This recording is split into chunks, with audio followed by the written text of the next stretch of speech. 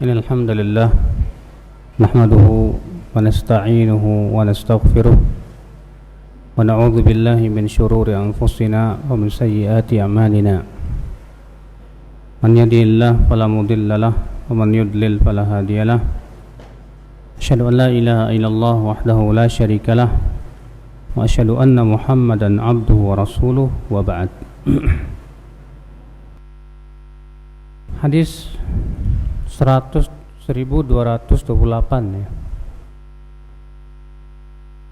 Hadis yang dikeluarkan oleh Ibnu Hibban dan Al-Hakim dari Harmalah bin Imran At-Tujibi bahwa Abu Sumayt Sa'id bin Abi Sa'id Al-Mahri menceritakan dari ayahnya, dari Abdullah bin Amr bin Al-As, anna Mu'adz bin Jabal arada safaran, bahwa Mu'adz bin Jabal ingin bersafar. Faqala ya Rasulullah awsini. Lalu Mu'adz berkata, wahai Rasulullah, berilah aku wasiat. Qala fadzakarahu. Lalu Rasulullah bersabda, u'budillah wa la tusyrik bi syai'a. Beribadahlah kamu kepada Allah dan jangan kamu sekutukan Allah sedikit pun juga. Qala ya Nabi Allah zidni. Mu'adz berkata, wahai Nabi Allah, tambahkanlah kepadaku. Qala idza asa'ta fa ahsin. Kalau kamu berbuat salah, berbuat buruk, maka balaslah dengan perbuatan baik. Qala ya Nabi Allah zidni. Mu'adz berkata, ya Nabi Allah, tambahkan lagi kepadaku. Qala istaqim wal tuhsin khuluqak.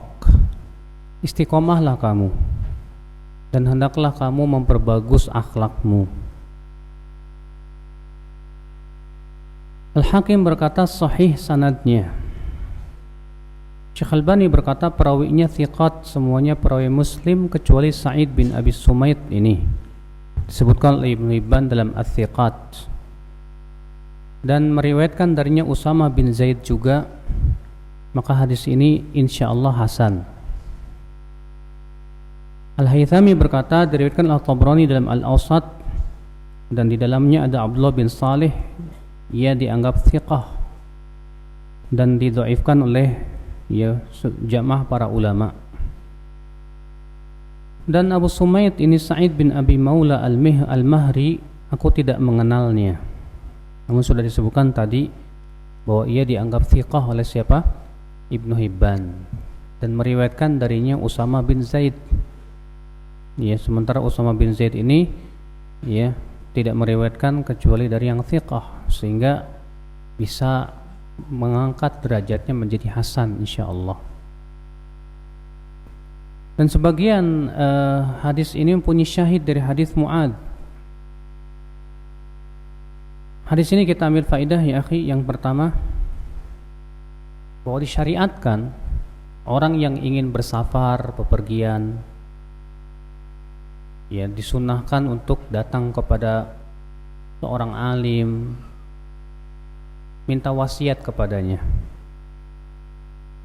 Sebagaimana di sini Mu'adz bin Jabal ya, ketika beliau hendak pergi safar jauh. Kalau di zaman dahulu kadang safar tuh sampai berhari-hari ya. Maka Mu'adz bin Jabal datang kepada Rasulullah SAW dan minta wasiat. Tapi ini tidak wajib ya. Ini hukumnya hanya sunnah saja. Bagi misalnya antum mau umroh atau antum mau pergi jauh, datanglah kepada orang yang alim atau apa gitu, minta wasiat. Ya. Hadis ini juga kita ambil faidah yang kedua, bahwa disyariatkan orang yang dimintai wasiat untuk memberikan wasiat yang bermanfaat buat dia. Di mana Mu'adz bin Jabal minta kepada Rasulullah wasiat, maka Rasulullah pun memberikan wasiat-wasiat. Yang pertama Rasulullah berikan wasiat apa Pak? Beribadahlah kepada Allah, jangan sekutukan. Masya Allah ya. Ternyata wasiat Rasulullah buat Mu'adz yang mau safar, yang Rasulullah sebutkan adalah beribadahlah kamu kepada Allah dan jangan kamu persekutukan Allah Subhanahu wa taala. Nah, terkadang orang pergi safar itu ya mungkin ya ada sesuatu yang menyebabkan tawakalnya kurang misalnya, Pak. Seperti halnya di zaman dahulu ya, orang-orang Arab jahiliyah apabila hendak safar mereka biasanya mengusir burung. Kalau burung itu terbangnya ke kanan, wah ini baik insyaallah. Kalau burung itu terbangnya ke kiri, mereka langsung ketakutan, jangan-jangan nanti ada bahaya dan yang lainnya. Ini termasuk syirik kecil. Iya. Kadang ada orang safar, kemudian ketika singgah di tempat angker, dia bilang permisi gitu kan. Kenapa kok permisi? Katanya sama penunggunya. Padahal kata Rasulullah SAW, man nazala manzilan, siapa yang singgah di suatu tempat lalu ia mengucapkan a'udzu bikalimatillahi tammati min syarri ma khalaq, lam yadhurruhu syai'un, dia tidak akan dibahayakan oleh apapun hatta yartahila min manzilihi dzalik, sampai ia meninggalkan tempatnya tersebut. Maka Rasulullah SAW memberikan wasiat bagi orang yang safar itu, ya, jangan mempersekutukan Allah dalam safarmu itu. Beribadahlah kamu kepada Allah di saat safar. Ini menunjukkan bahwa ketika kita safar, dianjurkan kita banyak ibadah waktu safar tuh, Pak. Makanya Nabi SAW apabila beliau safar, beliau banyak apa? Ya, di perjalanan itu beliau memperbanyak sholat. Ibnu Umar mengatakan adalah Rasulullah SAW sholat di atas kendaraannya, sholat sunnah, dan menghadap kemana saja unta itu pergi. Ya, saya pernah menemani Syekh Abdul Razak. Itu Syekh Abdul Razak selama di mobil itu beliau memperbanyak zikir, memperbanyak sholat. Dalam keadaan di mobil ya banyak sholat aja. Maka itu Masya Allah, Pak. Karena memang itu nasihat yang dinasihatkan oleh Rasulullah SAW. Ya, kalau kita melewatin tempat tinggi, kita ucapkan apa? Takbir, Allahu Akbar. Kalau kita menurun, kita ucapkan apa? Subhanallah. Ya. Jangan lupa juga banyak berdoa, karena doa orang safar itu mustajab tidak? Mustajab. Di antara doa atau waktu yang diijabah itu kata para ulama di saat safar. Di saat safar itu waktu sangat diijabah sekali. Maka di saat safar kita banyak-banyak berdoa kepada Allah Subhanahu wa taala, ya, untuk kebaikan kita, keluarga kita, anak-anak kita. Ini ikhwatul Islam, azakumullah wa iyyakum. Hadis ini juga kita ambil faidah yang kedua atau yang ketiga.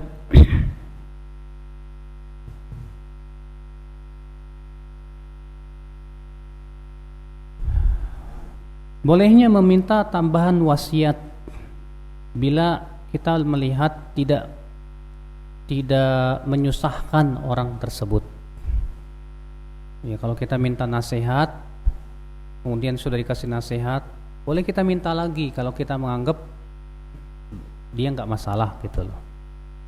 Tapi kalau kita lihat, waduh, kayaknya dia merasa berat kalau disuruh nambah lagi, ya udah, lebih baik kita jangan menambah lagi. Yang penting udah kasih nasihat, amalkan deh baik-baik gitu kan. Banyak-banyak nasihat nanti nggak dia bisa diamalin, sulit juga. Nah, iya. Hadisnya juga kita ambil faidah yang selanjutnya, yaitu disyariatkan apabila kita telah berbuat dosa, berbuat buruk, hendaknya kita mengganti perbuatan buruk tersebut dengan perbuatan baik. Sebagaimana dalam hadis yang lain Rasulullah bersabda kepada Mu'adz bin Jabal, ya, wa atbi'is sayyi'atal hasanata tamhuha. Ikutilah perbuatan buruk itu dengan perbuatan baik, niscaya perbuatan baik itu akan menghapus perbuatan buruk. Allah berfirman apa? Innal hasanat yudhibnas sayyiat. Sesungguhnya perbuatan baik itu bisa menghilangkan dosa-dosa perbuatan buruk. Kalau kita berbuat dosa, segera kita sedekah misalnya. Kalau kita berbuat dosa, misalnya kita jatuh melihat sesuatu yang diharamkan oleh Allah, Pak, maka segera kita balas dengan membaca Al-Quran 1 juz misalnya. Tadi saya sudah melihat sesuatu yang diharamkan oleh Allah, saya harus balas ini dengan membaca mushaf Al-Quran. Baca Al-Quran 1 juz dah. Masya Allah. Kalau kita misalnya habis mendengarkan sesuatu yang sifatnya haram, mendengarkan ghibah dan yang lainnya, saya harus balas nih dengan mendengarkan kajian, mendengarkan murotal. Yang jelas kita berusaha, ya, setiap perbuatan buruk kita balas dengan apa? Kebaikan, dengan istighfar, bisa dengan sholat. Makanya Allah mengatakan walladzina idza fa'alu fahishatan aw dhalamu anfusahum dzakarullah fastaghfaru lidzunubihim wa may yaghfiru dzunuba illallah wa lam yusirru ala ma fa'alu wa hum ya'lamun.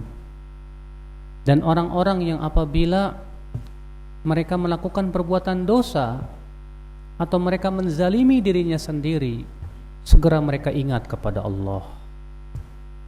Lalu mereka pun beristighfar atas dosa-dosa mereka, dan mereka pun tidak terus-menerus berbuat dosa. Ya, ulaika jazaohum maghfiratun. Ya, ulaika jazaohum subhanallah, apa dalam ayat itu?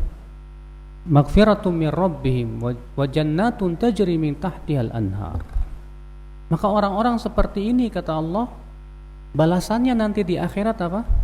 Jannatun tajri, surga yang mengalir di bawahnya sungai. Masya Allah. Maka dari itu ya akhi, ya, kita usahakan setiap kali kita berbuat salah, berbuat dosa, balas dengan perbuatan baik, balas dengan amalan saleh, banyak balas dengan istighfar kepada Allah Subhanahu wa taala. Hadis ini juga kita ambil faidah yaitu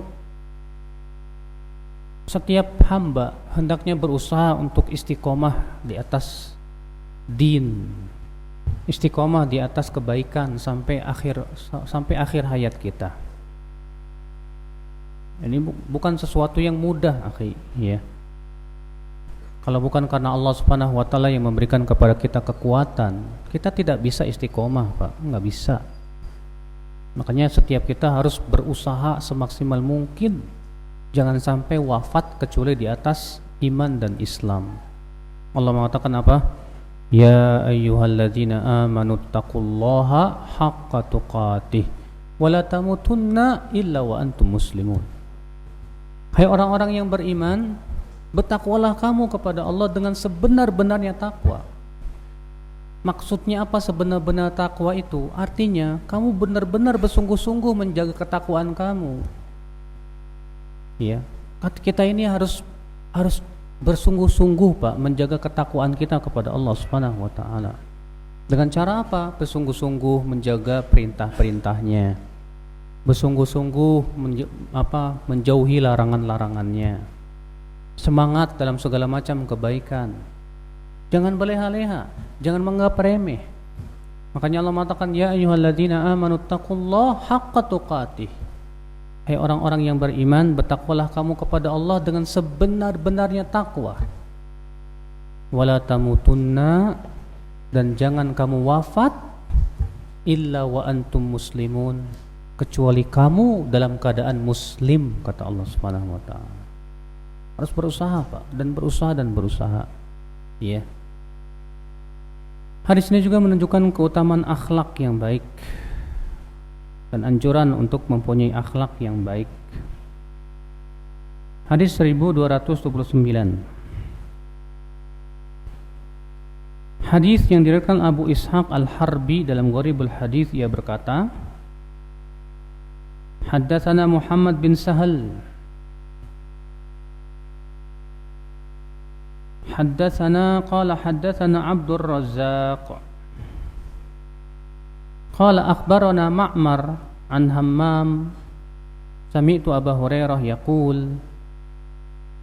Rasulullah sabda ila idza stalajja ahadukum bil yamini fi ahlihi fa innahu athimun lahu indallah minal kafarati allati amarahu biha. Apabila ya seseorang istalajja itu mengulang-ulang sumpahnya dan tetap kekeh di atas sumpahnya tersebut, yang sumpah tersebut sumpah yang tidak benar gitu ya, pada keluarganya, pada istrinya misalnya, maka ia berbuat dosa di sisi Allah dari kafarat yang telah Allah perintahkan dengannya.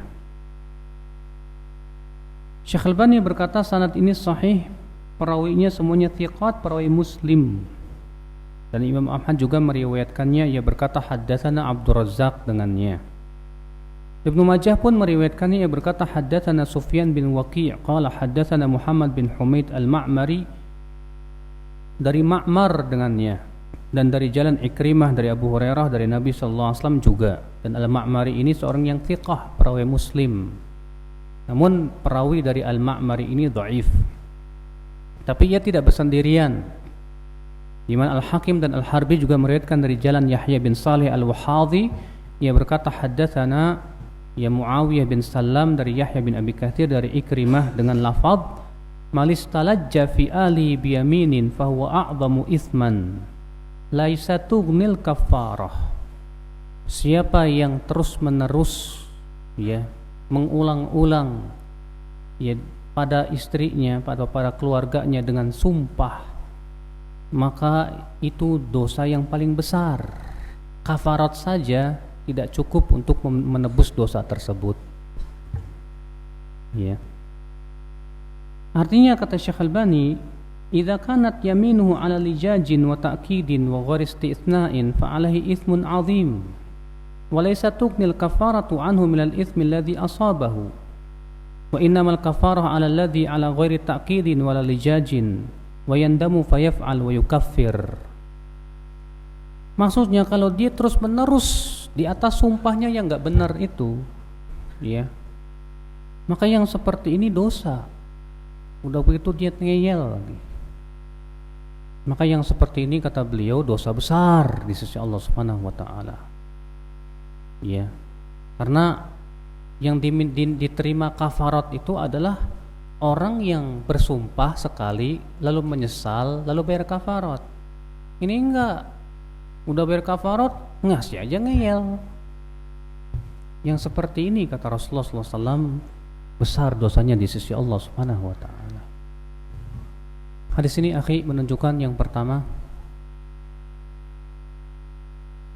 haramnya bersumpah atas nama Allah untuk melakukan perbuatan-perbuatan yang tidak baik. Tidak boleh. Karena ya akhi, yamin atau sumpah itu berat di mata Allah, Pak. Maka kalau seseorang bersumpah untuk melakukan suatu perbuatan yang tidak baik, maka dia tidak boleh melaksanakan sumpah tersebut. Kemudian yang kedua, dia wajib bayar kafarat. Dia wajib apa? Bayar kafarat. Bayar kafarat sumpahnya dan wajib taubat kepada Allah Subhanahu wa taala. Hadis ini juga menunjukkan yang kedua ya akhal Islam,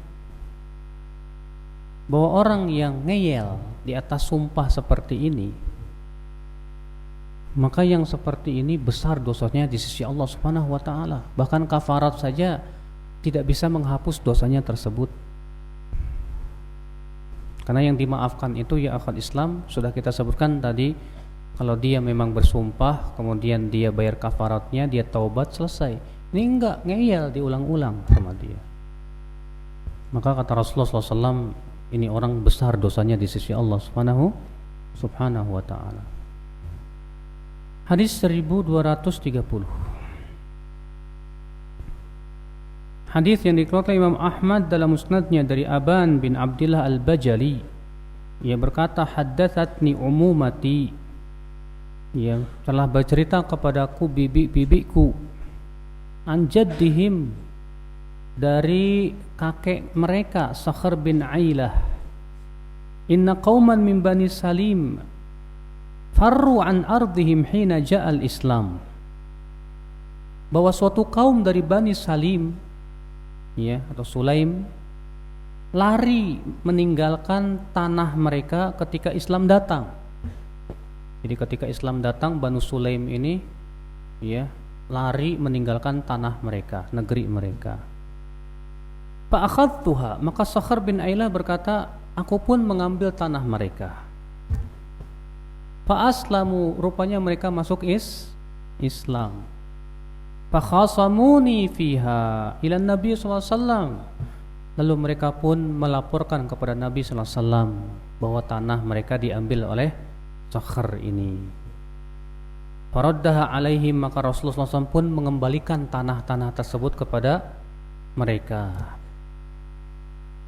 Lalu Rasulullah bersabda, idza aslama ar-rajul fahuwa ahaqqu bi ardihi wa malih, apabila seseorang telah masuk Islam, maka dia lebih berhak untuk mendapatkan tanah dan hartanya. Ya. Jadi kisahnya di sini maksudnya begini, Pak.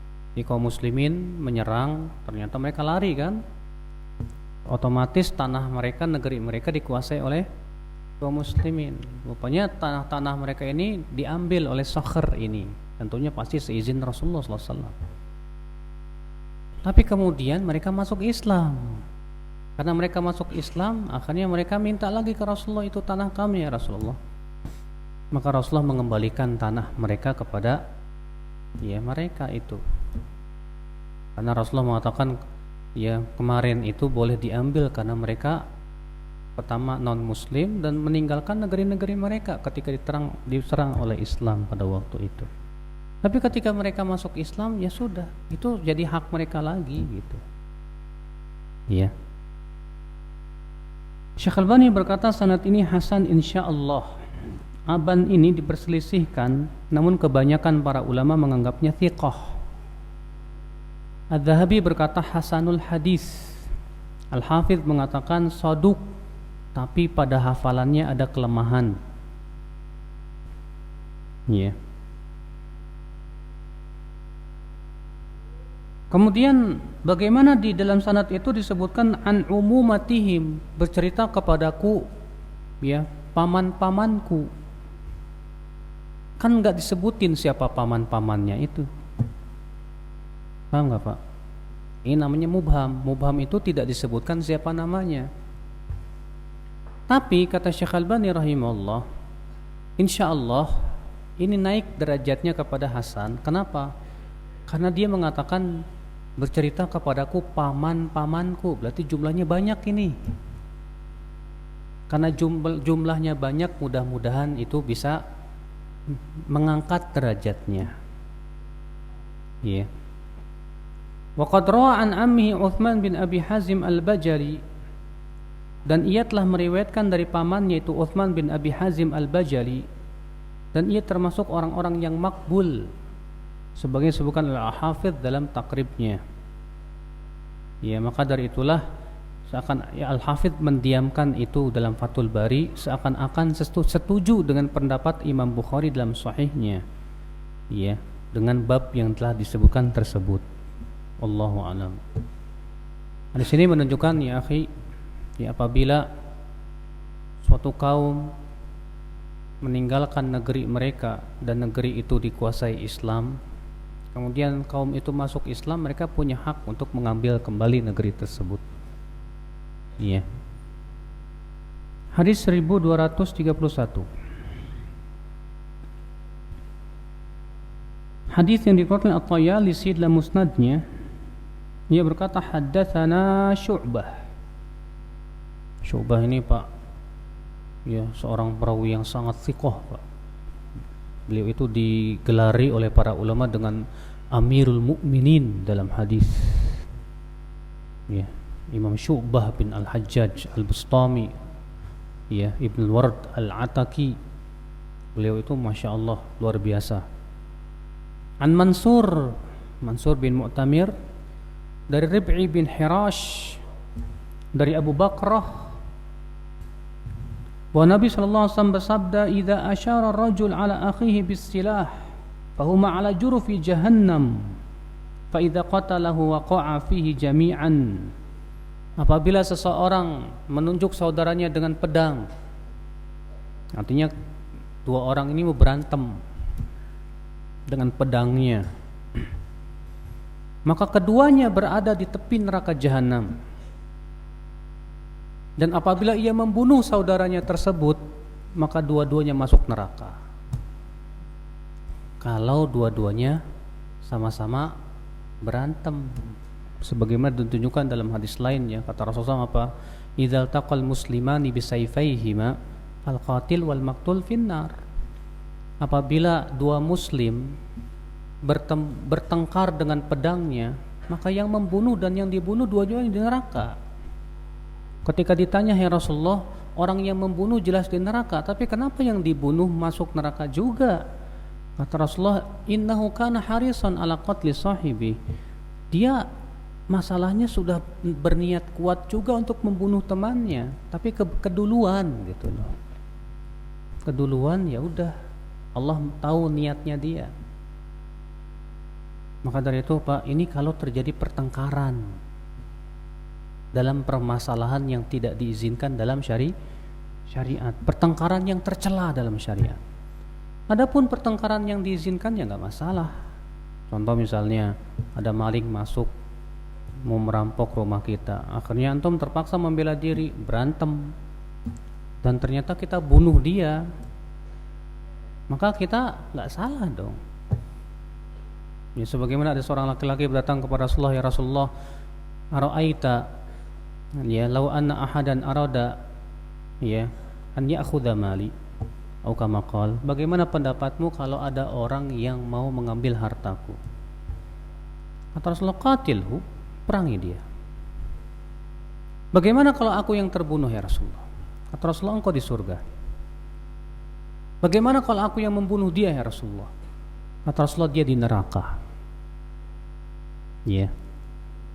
Bahkan Rasulullah SAW, "Man qutila duna malihi fahuwa syahid." Siapa yang terbunuh karena membela hartanya, maka ia mati syahid. Kalau yang seperti ini bukan pertengkaran yang tercela, Pak. Iya, kita harus bela diri namanya. Tapi ini gara-gara rebutan lapak. Iya. Ini punya saya, enggak, ini punya saya. Akhirnya bawa golok dua-duanya, berantem. Maka yang membunuh dan yang dibunuh, kata Rasulullah, dua-duanya di mana? Di neraka. Musibah. Ikhwatul Islam, azakumullah wa iyyakum. Hadis ini kata Syekh Albani sanadnya sahih sesuai dengan syarat Bukhari dan Muslim. Dan Imam Muslim juga Ibnu Majah dan Imam Ahmad meriwayatkan dari jalan yang lain dari Syu'bah. Dan dalam lafaz Muslim dan Ahmad, idzal muslimani hamala ahaduhuma ala akhihi istilah fahuwa fi jurfi jahannam. Fa idza qutila ahaduhuma atau qatala ahaduhuma sahibahu dakhalaha jami'an. Apabila dua muslim bertengkar ya dengan pedangnya, maka keduanya berada di tepi neraka jahanam. Dan apabila salah satu membunuh yang lainnya, maka kedua-duanya masuk neraka. Hadis ini akhul Islam menunjukkan bahwa niat yang buruk apabila tidak jadi dilakukan karena tidak ada fasilitasnya atau keduluan dibunuh orang misalnya, maka niat yang buruk ini tetap dinilai oleh Allah bila ada usaha. Bila ada apa? Usaha. Contoh misalnya, ada orang pengen berzina, akhirnya dia pun pergi ke tempat pelacuran. Pas sampai tempat peraturan ada razia, nggak jadi zina Pak. Tapi dia dosa nggak Pak? Tetap dosa, karena dia sudah punya usaha. Beda kalau dia hanya sebatas terbetik di pikirannya berbuat dosa, setelah itu udahlah. Makanya kata para ulama, orang yang meninggalkan perbuatan zina itu, orang yang meninggalkan niat yang buruk itu tidak lepas dari dua keadaan. Keadaan yang pertama, dia meninggalkan niat yang buruk itu karena Allah, maka ini yang berpahala. Yang disebutkan dalam hadis Nabi SAW, wa man hamma bi sayyi'atin falam ya'malha katabaha Allahu indahu hasanatan kamilah. Siapa yang berniat berbuat buruk lalu ia tidak jadi mengamalkannya, dalam suatu riwayat yang lain min jarroi, karena takut kepadaku, maka Allah akan tuliskan untuk dia satu kebaikan. Yang kedua, orang yang meninggalkan niat buruk karena malas, bukan karena Allah. Malas aja, enggak.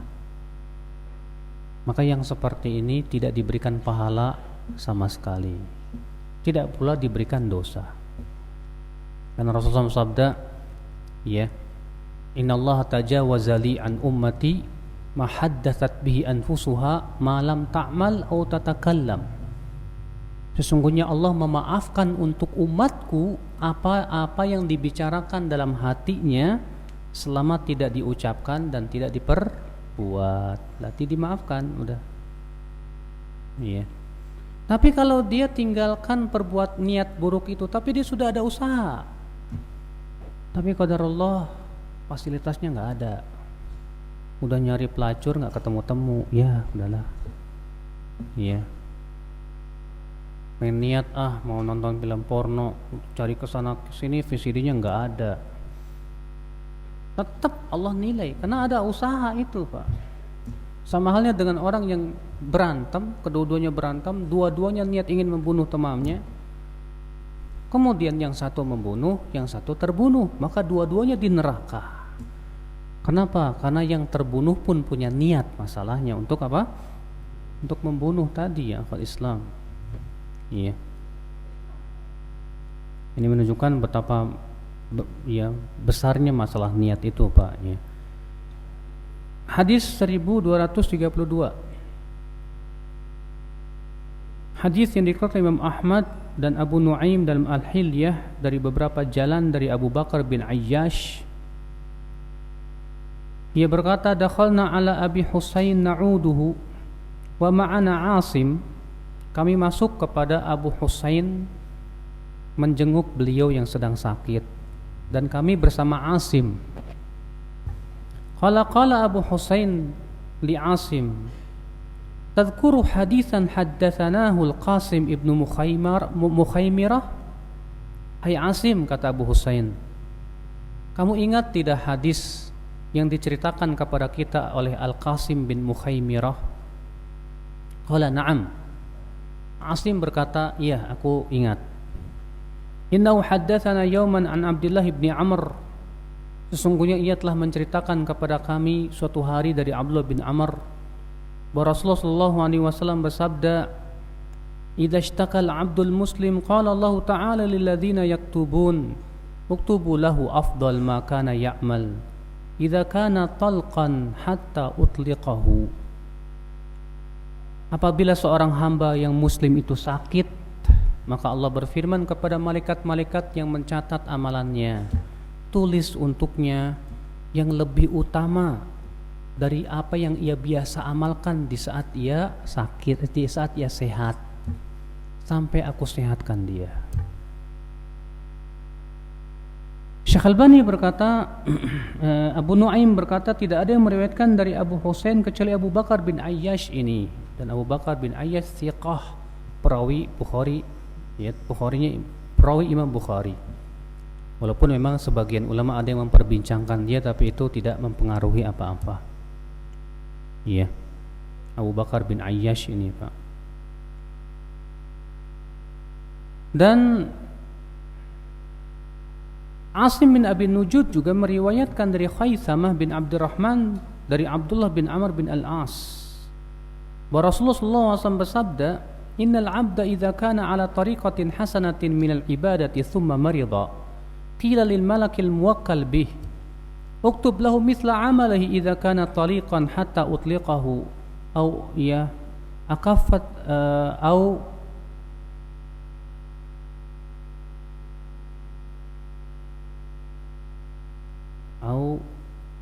apa ini au aqfattuhu ilayya. Sesungguhnya seorang hamba apabila di atas tata cara yang baik dari ibadah, maksudnya dia terbiasa melakukan suatu ibadah, kemudian ia sakit, maka dikatakan kepada malaikat yang diwakilkan untuk menulis amalannya, tulislah seperti apa yang ia amalkan di saat ia sehat, sampai aku sehatkan dia, atau aku wafatkan ia, atau aku kembalikan ia kepadaku. Dikeluarkan Imam Ahmad dan sanadnya hasan. Iya. Kemudian beliau mengeluarkan juga, dan Ad-Darimi juga, demikian Al-Hakim dan Al-Abu Nuaim juga dalam Al-Hilyah dari jalan Al-Qasim bin Mukhaimirah dari Abdullah bin Amr secara marfu. Hadis ini menunjukkan keutamaan melanggengkan suatu amal. Suatu amal yang selalu kita amalkan, Pak, di saat kita sakit tetap dicatat, bahkan lebih utama dari yang ketika kita sehat. Makanya kata Rasulullah SAW, apabila seorang hamba sakit, maka Allah berfirman kepada malaikat, catat untuknya amalan yang biasa ia lakukan ketika ia sehat, lebih utama dari ketika ia sehat, sampai aku sembuhkan dia. Masya Allah. Bapak punya kebiasaan puasa Senin Kemis. Puasa Senin Kemis. Qadarullah sakit, gak bisa puasa, tetap ditulis antum dengan puasa Senin Kemis. Antum punya kebiasaan sholat tahajud, tiap malam sholat tahajud. Qadarullah malam itu antum gak bisa bangun karena sakit, tetap ditulis pahalanya sempurna, Pak. Iya. Makanya inilah rahasia, Pak, kenapa Rasulullah SAW itu suka kepada amal yang dilanggengkan.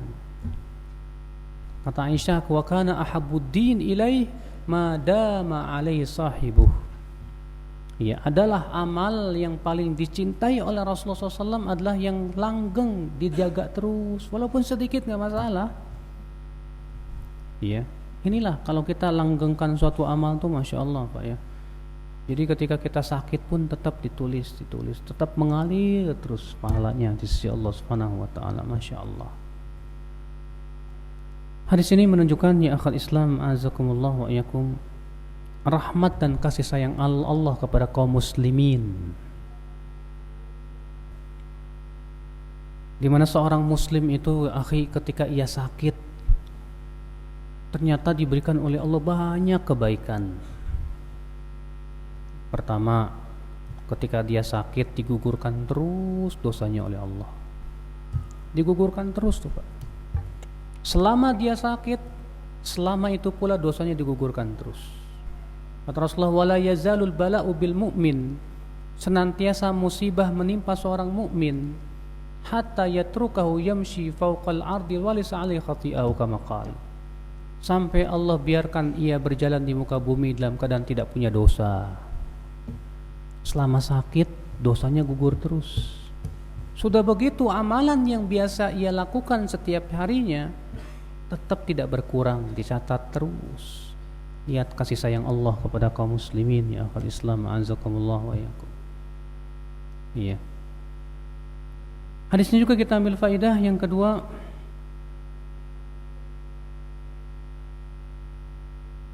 isbat penetapan akan adanya para malaikat yang mencatat amal di kanan dan di kiri. Kalau di kanan mencatat amal kebaikan, kalau di kiri mencatat amal keburukan, ya akhwal Islam. Apakah setiap perbuatan manusia dicatat? Ikhtilaf para ulama. Sebagian ulama mengatakan yang dicatat itu yang bernilai pahala atau dosa. Adapun yang tidak bernilai pahala dan dosa tidak dicatat. Mereka berdalil dengan hadis, ya, man hamma biha innallaha katabal hasanati was sayyiat tsumma bayyana dzalik. Sesungguhnya Allah menuliskan kebaikan dan keburukan. Kata Al-Hafidz Ibnu Hajar, sebagian ulama berdalil dengan hadis ini menunjukkan bahwasanya yang dicatat oleh malaikat itu yang bernilai baik atau yang bernilai buruk. Adapun yang bernilai tidak baik, tidak buruk, tidak berpahala, tidak dicatat. Ya, tapi itu aib, Pak. Lah kalau antum kebanyakan rapotnya nggak ada nilainya gimana? Ya, rugi nggak? Ya, kebanyakan kosong. Rugi, tetap rugi ya akal Islam. Kenapa? Karena itu mengurangi kebaikan kita dan pahala kita, mengurangi. Makanya kan Allah menganjurkan kita sebagai seorang muslim meninggalkan perkara yang tidak ada manfaatnya. Allah mengatakan walladzina hum 'anil laghwi mu'ridun, dan orang-orang yang meninggalkan dan berpaling dari perkara yang sia-sia, tinggalkan. Rasulullah sabda min husni islamil mar'i tarkuhu ma la ya'ni. Di antara tanda baiknya Islam seseorang, dia tinggalkan apa-apa yang tidak bermanfaat buat dia. Iya. Hadis ini juga menunjukkan ya akal Islam yang selanjutnya,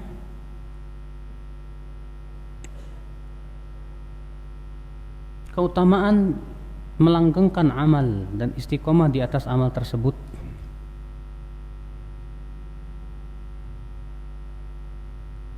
Bagaimana caranya kita bisa melanggengkan amal, Pak? Karena berat loh, Pak. Coba antum langgengkan setiap hari baca Quran 1 juz. Bisa nggak? Bisa Ustadz bertahan 2 bulan, 3 bulan. Setelah itu wallahu alam. Coba antum langgengkan sholat tahajud setiap malam 1 jam. Bisa nggak? Sulit, Pak. Kadang hari ini saya kuat 2 jam, besok cuma 1 jam, besoknya cuma setengah jam, besoknya lagi cuma witir doang. Karena iman manusia itu bertambah dan berkurang. Caranya bagaimana? Caranya kata para ulama, lakukan semampu kita dulu. Iya. Lakukan apa? Semampu kita, jangan dipaksakan tuh. Kadang ada orang terlalu semangat. Wah, sholat tahajud lagi semangat, lagi sholat 3 jam habis, besoknya kapok. Ini gak bagus, Pak. Iya. Yang bagus itu yang ringan dulu deh, yang bisa kita mampu. Mampunya sholat tahajud cuma setengah jam gak apa-apa deh. Yang penting rutin. Baca Quran mampunya cuma 2 lembar sehari, gak apa-apa, yang penting rutin. Yang penting rutinnya dulu gitu loh. Rutin terus. Nanti kalau udah rutin, mulai nanjak dikit-dikit. Insya Allah, Pak. Kalau seperti itu jadinya antum akan berhasil ya untuk langgeng di atas suatu amal. Kita ini harus ada suatu amal yang kita gak langgengkan, Pak, selain sholat perbuatan yang wajib ya. Selain sholat 5 waktu, puasa Ramadan. Iya. Allahu a'lam, saya kira cukup sampai di sini dan mohon maaf tidak ada tanya jawab. Subhanakallah bihamdik, asyhadu an la ilaha illa ant, astaghfiruka wa atubu ilaik. Assalamualaikum warahmatullahi wabarakatuh.